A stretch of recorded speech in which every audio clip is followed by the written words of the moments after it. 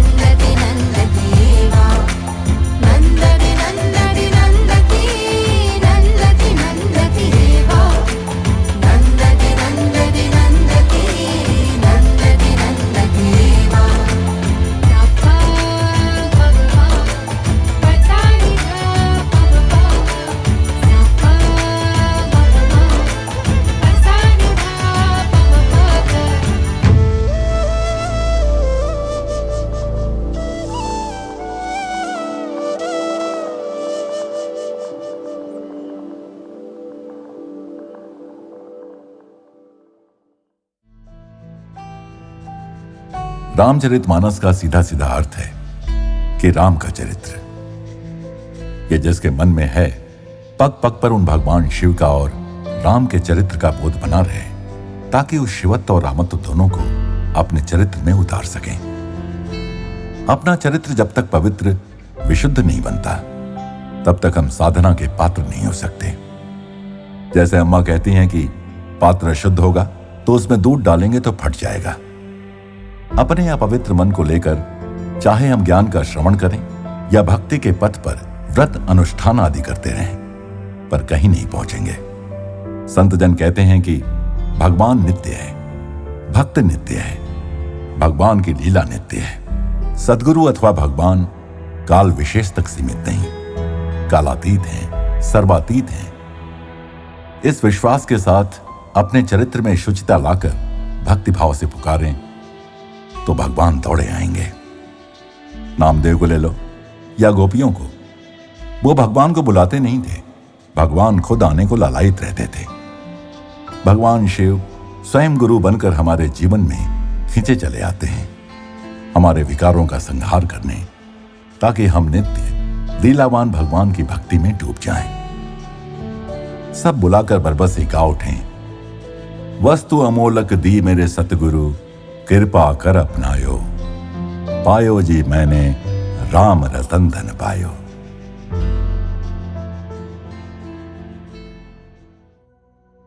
प्रेम स्वरूपी आत्म स्वरूपी सभी को नमस्कार।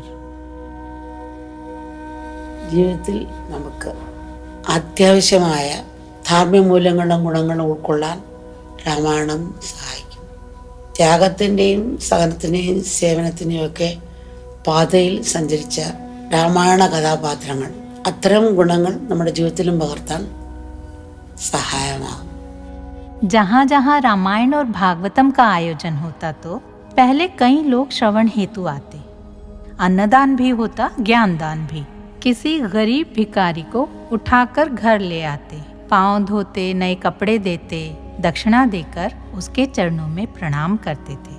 उस भिखारी के ये तत्व है नर में नारायण देखने का। सृष्टि में सृष्टा को देखने का तत्व है सनातन धर्म में। ईश्वर को हमसे कुछ नहीं चाहिए, हम दूसरों में ईश्वर को देखकर उनकी सेवा करें, उनकी गलतियां क्षमा कर दें, थोड़ा सहन कर लें, अपने में करुणा जैसे सद्गुण विकसित करें।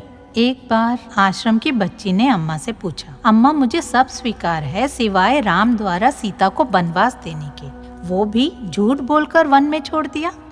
क्या ये राम द्वारा अन्याय नहीं था? अन्य लोग भी पूछते हैं। सच तो ये है कि राम की छाया है सीता, अपनी छाया से कैसे अलग होते। राम प्रेम में अंधी थी सीता, वो किसी की एक न सुनती थी। ऐसी सीता को सैर सपाटे के बहाने ही वन में ले जाना राम से बिलगाना संभव था, किंतु सीता को गुरुकुल में भेजा गया था। परंपरा है कि गर्भवती स्त्री को 7वें माह में माँ के घर भेज देते हैं। कहते हैं गर्भस्थ शिशु को आध्यात्मिक व धार्मिक कहानियां सुनानी चाहिए। इस कथा को भी इसी दृष्टिकोण से समझें कि इसी कारण से भेजा था। आजकल गर्भवती महिला के आसपास मुस्कुराते सुंदर बच्चों की फोटो रखते हैं, क्योंकि गर्भवती स्त्री प्रसन्नचित्त रहेगी तो बच्चा भी प्रसन्नचित्त, उत्साही, स्फूर्त और मेधावी होगा। ऐसी पारंपरिक मान्यता है हमारी। प्राचीन काल में भी, जैसा कि प्रहलाद और अभिमन्यु की कथाओं में आता है, वे गर्भ में ही सत्संग आदि का श्रवण कर रहे थे। माँ सो गई थी पर हुंकार की आवाज आ रही थी और कथानक के अनुसार ये आवाज गर्भ में से आई थी। इसी प्रकार नाम जप, सत्संग का श्रवण करके सीता ने बच्चों को जन्म दिया। इन बच्चों का नाम पड़ा लवकुश। ये देश भर में नाम संकीर्तन करते थे और अंत में अश्वमेध के घोड़ों को पकड़कर वन में बांधने का साहसी कार्य किया, जो शूरवीर ही कर सकते थे। अंत में यज्ञ की पूर्णाहुति पर परिवार का पुनर्मिलन हुआ। हमें ये नहीं खोजना कि ये कथा सत्य है या नहीं, केवल तत्व को जानना है हमें। निंदा से हम कहीं नहीं पहुँचेंगे, कुछ नहीं पाएंगे। सीता मन की प्रतीक है। माया मृग की इच्छा उत्पन्न हुई तो राम यानी ईश्वर से मन ने दूरी बना ली। जब राम या ईश्वर ने मन से निर्मग्न कर लिया तो मन व्यग्र हो गया, भ्रांत हो गया। फिर सीता ने भ्रांत होकर लक्ष्मण को बुरा भला कहा और दूर भेज दिया। अब न रहा ईश्वर और न रहा अनुशासन। अब इंद्रियों का दास बन गया मन। रावण इंद्रियां हैं, अनुशासन गया तो मन के दास हुए। इंद्रियों का अनुगमन करने लगा मन। इंद्रियां हर लेती हैं मन को। किसी को सिनेमा का शौक न हो तो उसका मित्र उससे कहता है, सचमुच अच्छी फिल्म है, चलो चलो एक बार देखें तो देखने जैसी है। मित्र आग्रह करते रहे और आखिर देख ली फिल्म तो फिर अगली फिल्म देखने की इच्छा जागी। यही मित्र फिर कहता है, एक बार सिगरेट पी कर देखो। नहीं नहीं नहीं, मैं नहीं पीता, मैंने कितनी बार कहा। चखो तो। तुम आधी फिर पूरी सिगरेट पियोगे, फिर चेन स्मोकर। ऐसे आदत पड़ जाती है, फिर यह आदत व्यक्ति को निगल लेती है। मन हम पर शासन करता है, ये इसका प्रमाण है। हम इन आदतों के, मन के दास हो जाते हैं। मन को वापस ईश्वर की ओर ले आने की प्रक्रिया का चित्रण करती है रामायण।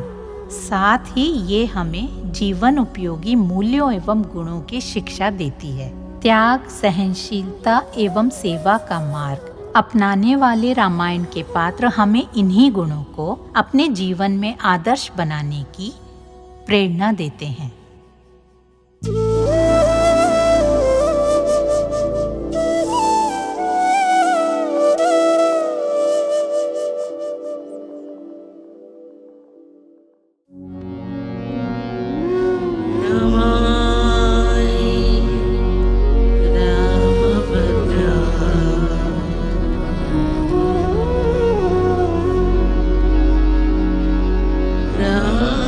रामचंद्र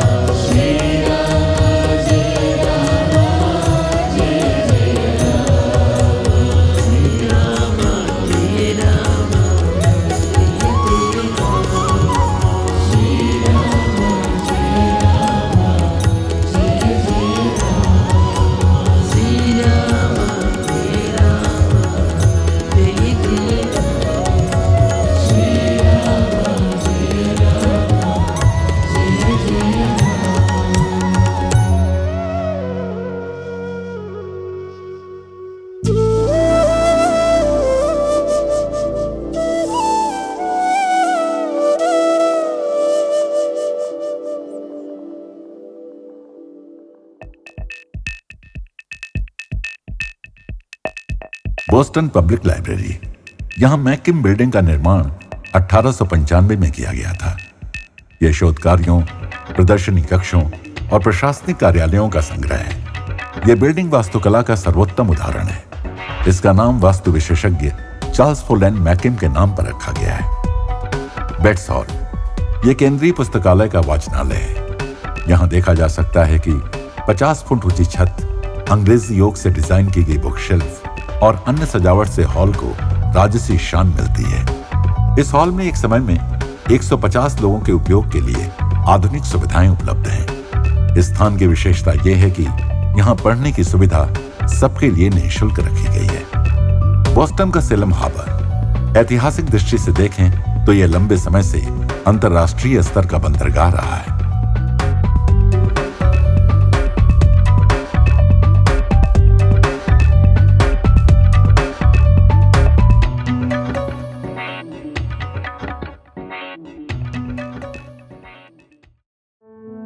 अम्मा जो कुछ भी करती हैं अपने बच्चों के उत्थान के लिए करती हैं। आत्म पूजा यानी अपने भीतर बैठे ईश्वर की पूजा। जब अम्मा अपने बच्चों को देखती हैं तो उन्हें उनके भीतर की दिव्यता दिखाई देती है और वो अपने बच्चों को अपने भीतर की उस दिव्यता को दिखाने के लिए हर संभव प्रयास कर रही हैं।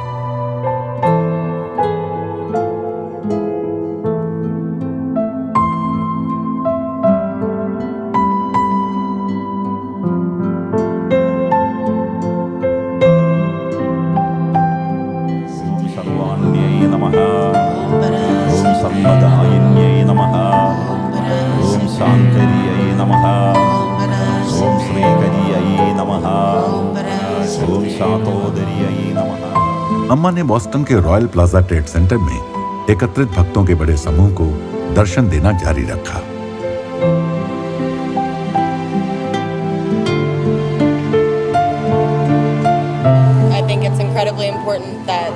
लोगों का लाभप्रद उद्देश्यों के लिए एक साथ आना बहुत महत्वपूर्ण है। अम्मा जैसे लोगों से मिलने के अनुभव आपको अंधेरे से बाहर लाने में सहायता करते हैं और अधिक संतुलित ढंग से जीवन को देखने में हमारा मार्गदर्शन करते हैं, क्योंकि सत्य ये है कि जीना और मनुष्य बनकर जीना उतना कठिन भी नहीं है। ऐसे पागलपन के बीच बहुत सारे खूबसूरत अनुभव भी हैं और वे अमूल्य हैं। यदि किसी को आनंद का अनुभव करना है तो इस प्रकार के सभी उज्जवल हल्के पहलुओं का अनुभव ले, क्योंकि ये शुद्ध करता है। मुझे लगता है यहाँ आना, अम्मा से मिलना सचमुच अहंकार का सदुपयोग है। और उधर बोस्टन के भक्त नृत्य और संगीत प्रस्तुत करने लगे।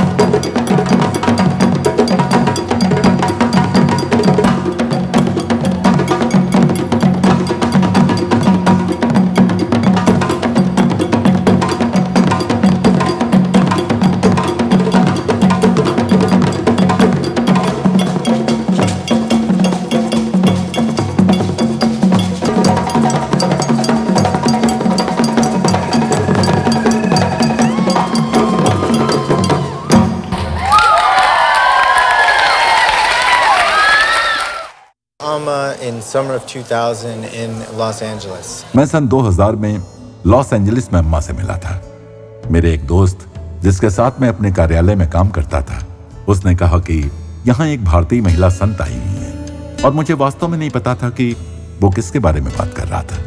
ये एक कामकाजी दिन की रात थी और मैं आमतौर पर कामकाजी दिनों में बाहर नहीं जाता। उस दिन मैंने किसी तरह बाहर जाने का फैसला किया।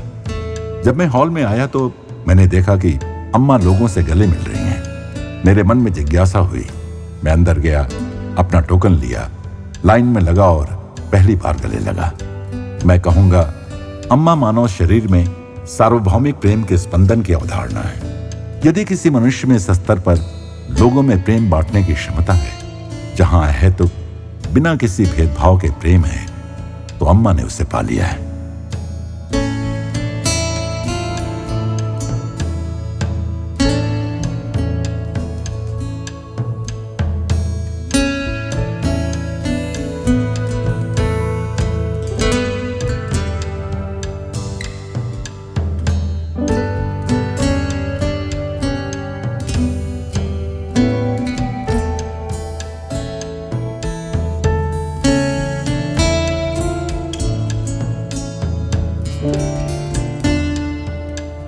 अम्मा के बच्चे अम्मा को देखते देखते उनमें खो से जाते हैं, पर अपने को खोकर वे सारे जगत को पा लेते हैं। अम्मा अपने सब बच्चों को इस सांसारिक जीवन से परे ले जाकर भवसागर से पार उतरने में सहायता कर रही हैं। अम्मा उनके सब बोझ गिरा देने और स्वयं में आनंद पाने में सहायता करती हैं और प्रेम एवं मुक्ति का ये नया नया अनुभव अपने साथ जगत में ले जाने देती हैं, ताकि वे समाज के प्रति अधिक करुणाशील बन सकें। इस प्रकार अम्मा समस्त जगत को ऊंचा उठा रही हैं।